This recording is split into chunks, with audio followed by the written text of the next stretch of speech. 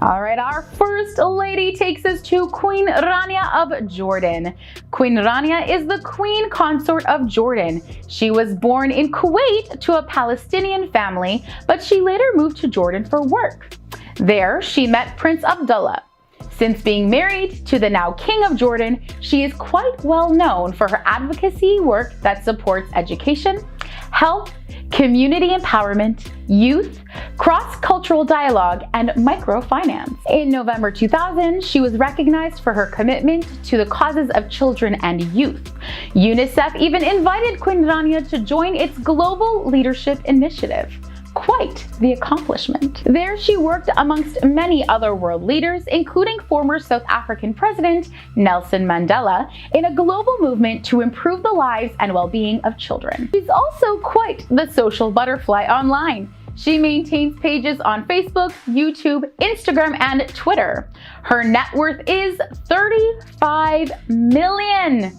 And that's the lowest one today. Moving on to our next wealthy lady, we have Sheikha Lubna AlKasmi. The first woman to host a ministerial post in the United Arab Emirates, AlKasmi has spent time with the Pope and has helped lead her country's humanitarian efforts. Educated in the US, England, and Korea, she joined the UAE cabinet in 2004 as Minister of the Economy. Forbes magazine listed her as number 36 on the list of the world's power women in 2017. Her net worth is an estimated $90 million. Quite a big jump from Queen Rania's $35 million. Next, we have Princess Amira of Saudi Arabia. Princess Amira, or if you'd prefer to call her by her full name, and let's see if I can get this right. Princess Amira bint Aidan bin Nayef Al Tawil Al Utayb is a Saudi Arabian former princess and philanthropist born into a non-royal cadet branch of the Saudi dynasty. She was raised in Riyadh, Saudi Arabia, and at the young age of 18, she met Prince Al-Walid bin Talal Al Said, a man 28 years older than her and, according to sources, her distant cousin. During the time of their marriage, she assumed the role of vice chairperson of the Al-Walid bin Talal Foundation. Now, they were only married for a brief period of time, divorcing in 2013.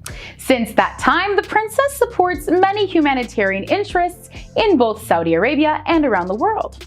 She has been awarded many achievements, but most notably in 2012 was the most high-profile newcomer to the CEO Middle East 100 Most Powerful Arab Women, listing 4th place in the ranking.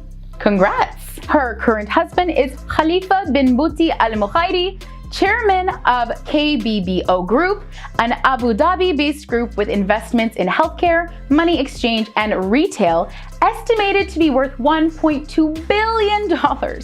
What a woman, and what a life she has lived. Alright, let's talk about Princess Lala Salma of Morocco. Lala Salma, born Salma Benani, is the princess consort of Morocco.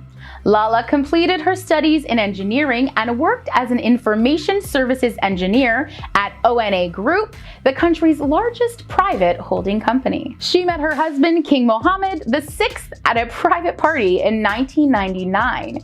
She was known as a more low-profile princess, but still managed to stay a bit more public than her predecessors. She is an avid supporter of cancer associations and the Fez Sacred Music Festival. She also represented her now ex-husband in meetings and gatherings in various countries around the globe. Interestingly enough, she was actually the first wife of a Moroccan ruler to have been publicly acknowledged and given a royal title. It is said that after their divorce between late 2017 and early 2018, it was speculated that she had gone into hiding.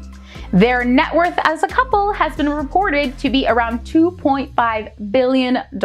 Alright, in our list of women, we have to talk about Sheikha Maita of Dubai. Full name, Sheikha Maita bint Mohammed bin Rashid Al Makroum, try saying that 5 times, is a karate and taekwondo athlete and Sheikha of Dubai. She represented the UAE in the 2006 Asian Games, winning the silver medal at the women's over 60 kilogram karate event. She also competed in the taekwondo 67 kg category for women in the 2008 Summer Olympics.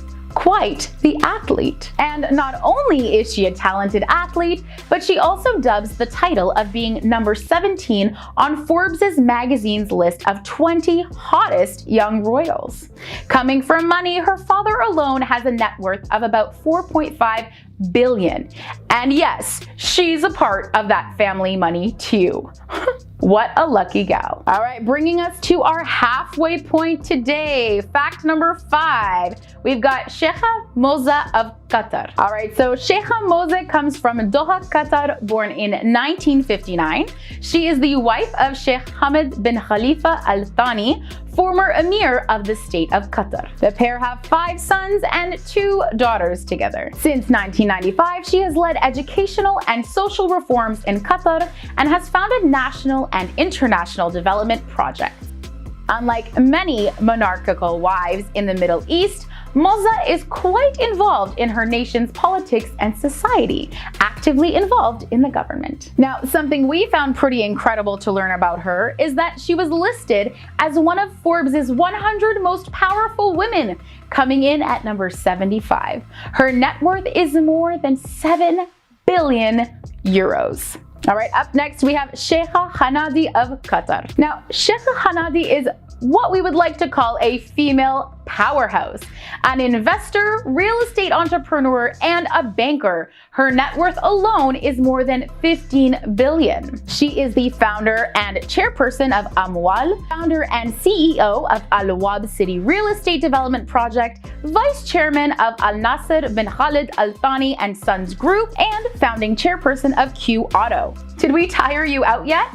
Geez, that's an impressive resume. She started out her career as an assistant lecturer in economics at Qatar University, and boy has she come quite a long way since then. Good for you, Sheikha. All right, moving on down to Princess Fatima of Saudi Arabia. Once a royal princess, now officially a queen of Saudi Arabia, Fatima is wife of Sheikh Abdi Al Mohammed. She also belongs to one of the wealthiest Saudi Arabian royal families in the world. Most often, you'll see her quite covered, and her full beauty is not shown. But many people believe that she very well may be one of the most beautiful women in the world. Her net worth is said to be around $18 billion. Coming in at number 2, we have Princess Haja Hafiza Surul Balkia of Brunei. This princess is the daughter of one of the wealthiest men in the world. Her dad has a net worth of $20 billion. Hafiza has a degree in business administration and works as an officer at the finance ministry. She married Penjiran Haji Muhammad Ruzaini in September of 2012. Their wedding even made history for being one of the most lavish weddings in royal family history, especially being that it was in the more quiet country of Brunei. Britain's Queen Elizabeth even sent her best regards to the princess on the day of her wedding. I don't know about you, but I'd love for the Queen to do that for me on my wedding day.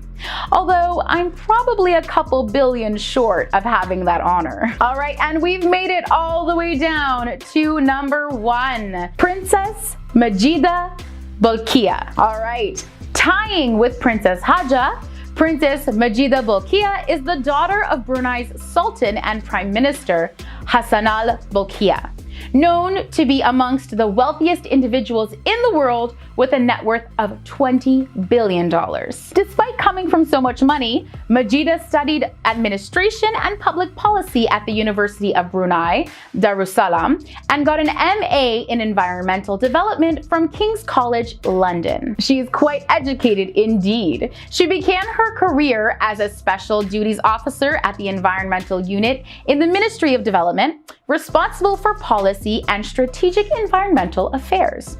She is also an avid writer and has written many environmentally focused papers. So let's start off with number 10. We have Mahira Khan.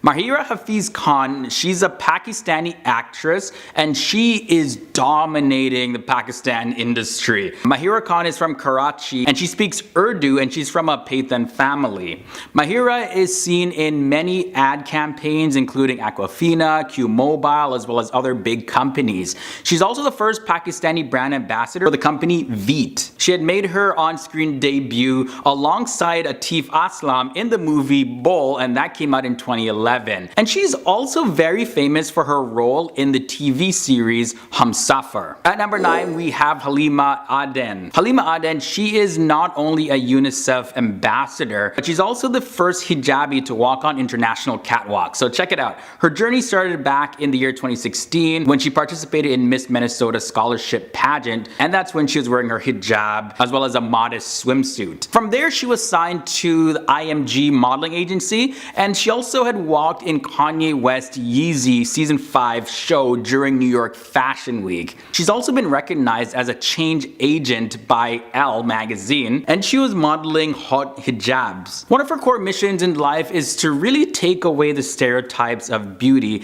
as a black Somalian Muslim woman, and she's breaking all sorts of stereotypes. Linda Sarsour is next. She was born in New York City and she's of Palestinian descent. Now Linda Sarsour, she's a political activist and she's also the co-founder of the Women's March. Now the Women's March was a worldwide protest back in January 21st of 2017, which was the day after the inauguration of President Donald Trump of the United States. The world really began to start knowing who she really was more and more after she started becoming involved in civil rights issues including feminism, police brutality, immigration, and she's even marched with the Black Lives Matter movement in the United States. And you know, the thing is, because she's been outspoken about certain issues that are really close to her heart, a lot of criticism, as expected, is coming her way. Either way, many Muslims view her as the right sort of leader that they want to represent the entire Muslim community. She's very fearless and doesn't back down easily. Ellen Bernstein was raised in a Christian family, and then she reportedly converted to Islam after studying Sufism. She has remained on a spiritual path of self-discovery since then. And in an interview, she had admitted that she believes in all religions and believes that they're sacred in some way. She's also very close with one of the preachers of Sufi Islam, and her Sufi teacher is Inayat Khan, and he actually gave her the name Hadia, meaning source of guidance.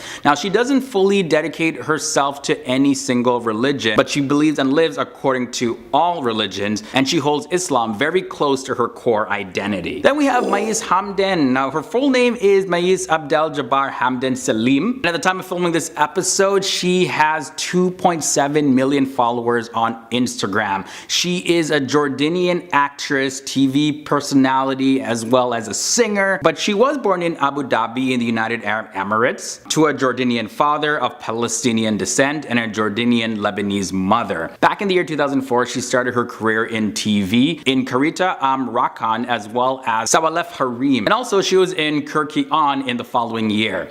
Now in 2006, we witnessed her film debut and she played the role of Jamila in the Egyptian film titled Zarf Tari, meaning emergency case. Yasmin Abdulaziz comes in at number 5. Yasmin Abdulaziz is an Egyptian actress, dancer, and a model, and she started in commercials at a very young age. So after a while, she started to act in films and TV shows. What really got her started was a series called A Woman from the Love Time that was a huge success all over the Middle East. And then after the success of that, she was involved in another mini-series called Kids Are Going Crazy, and from there the rest was history for her. Atin Aymer is next, and she was born on November 22nd, 1986. She's famous for being an actress, and she's also an Egyptian, best known for her role of Fatih in the television series El Ad. She's also appeared in films such as Chaos and Disorder, and her first major role was in Hadrat El Motaham Abi,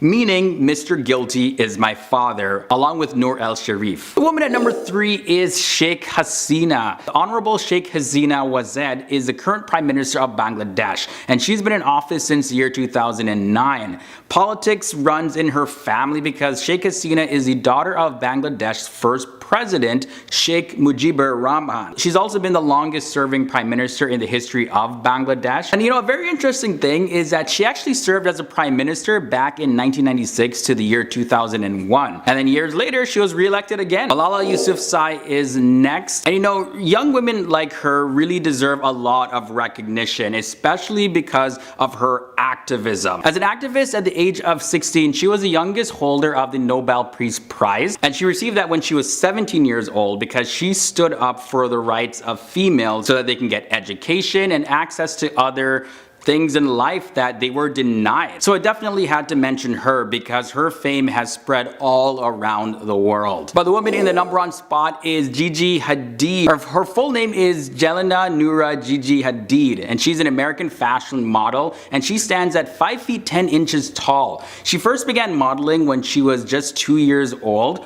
and Gigi Hadid has gone on to work with brands like major brands like Tom Ford, Versace, Reebok, Victoria's Secret, you name it. And her success has been just non-stop. It just continues. She's had appearances on international magazine covers. She's walked on like all major runways, and she's appeared in all major fashion weeks. And at the time of filming this episode, Gigi Hadid has over 51 million followers on Instagram. First woman at number 5 is Theresa May. The British Prime Minister Theresa May was elected after David Cameron held a referendum after asking the public whether or not they want to separate themselves from the European Union. After the majority voted yes to the referendum, David Cameron had to resign. When Theresa May was elected, it became her job to guide her country through what has been called a really bad divorce. And you know, there's not a lot of time to get things sorted out because you see, the deadline for the UK to withdraw from the European Union is April 2019. Now, this is a massive responsibility for any person to take on, and Theresa May's net worth sits at $3 million. Moving on to number 4, we have Angela Merkel. Angela Merkel has been the Chancellor of Germany since 2005, and since then has been acting as a de facto leader of a European coalition. Angela Merkel won a hard-fought election that saw the far-right alternative for Germany enter into German parliament. And she'll have to hold on real tight going forward as she faces some rocky roads that were caused by Brexit. She's working from a position of strength as Germany's economy continues to grow. After the dip in 2015, Germany's GDP is now rising, and her net worth is estimated to be $11.5 million. Next up, we have Indra Nooyi. As the CEO of Pepsi, Indra Nooyi is trying to push Pepsi towards healthier options while still marketing to customers that still love their less healthy products. Well, soda consumption in the US has been declining for over a decade now, so there's definitely some challenges when it comes to growing Pepsi. And Pepsi recently lost market share in its soda brands because it began focusing a little too much of its advertising dollars towards newer brands like LifeWater. And her estimated net worth is $151.8 million. In the number 2 spot, we have Oprah Winfrey. Oprah is an entertainment mogul, and she's having a huge resurgence of her on-screen career, including critically acclaimed performances in April of 2017, where she was in an HBO film. If you know a bit about her history, you know that she started in TV reporting, and she kind of went back to her roots as a special contributor on 60 Minutes in fall of 2017. Her own TV network called OWN had its most watched year in 2016, but that doesn't account for the bulk of her wealth. The bulk of Oprah's wealth came from her years in the talk show business. And you know the brand Weight Watchers? Well, yeah, Oprah bought a 10% stake in the company in 2015, and she acts as a brand ambassador. And today her current net worth is estimated to be around $3 billion. And then coming in at number 1 spot for the most powerful woman in the world is Melinda Gates. Melinda Gates continues to be the most powerful woman, especially in philanthropy, as she is the co-chair of the Bill and Melinda Gates Foundation. She's a powerful force that can't be messed with, especially in the field of health, right? Yeah, so check this. She's making a real impact, right? And she showed the foundation's first goalkeepers report, and this report is pretty much the hard metrics that is behind what the foundation is doing. So maternal deaths in Ethiopia are down 57% since 1990, and this is largely attributed to the contribution of her foundation. She has denounced workplaces who make balancing work life and home life harder for women, and she has spoken out against sexism in the tech industry. And of course, she is married to the richest man in the world, Bill Gates. And Melinda Gates' net worth is estimated to be at $20 billion. So those are 5 of the most powerful women that are just crushing it and killing it and have a lot of responsibility in this world. And just really big respects to them, you know, doing their thing and really making a difference in this world. I want to start off by mentioning Maniba Mazari. Ranked under Forbes magazine's 30 under 30 list, Maniba Mazari is Pakistani television's only wheelchair-bound TV anchor. Despite being in a wheelchair for over 10 years after a car accident in 2007, it hasn't stopped her from excelling in her field. I believe in the power of words. Many people speak before they think. But I know the value of words. The words can make you, break you, they can heal your soul, they can damage you forever. After earning a bachelor's degree in fine arts, she also established her brand Maniba's Canvas with the slogan, "Let your walls wear colors." She has been representing the voice of women, men, girls, and boys across Pakistan on important issues of gender inequality and discrimination.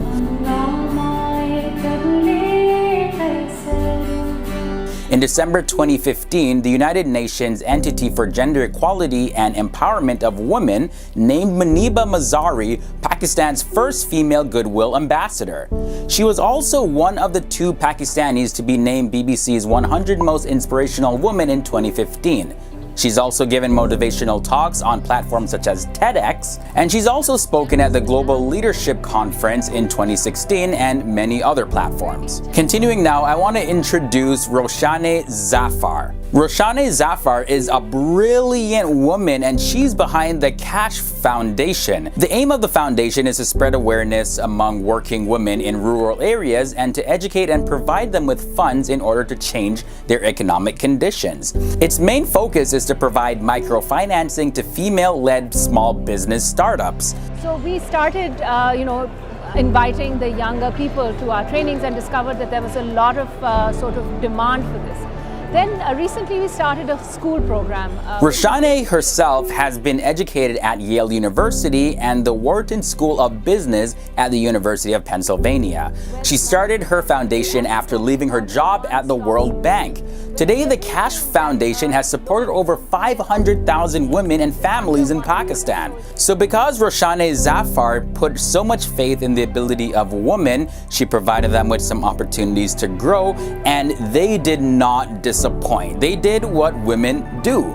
Our next amazing lady on this list is Jihan Ara, and she's one of the most successful entrepreneurs in Pakistan. She currently serves as the president of Pasha and its tech incubator called the Nest.io. Jihan Ara has managed to single-handedly supercharge Pakistan's tech industry and has been at the forefront of Pakistan's tech industry for over a decade now. In the rest of the country, Karachi is a big city, and we've got a lot of issues that need to be addressed.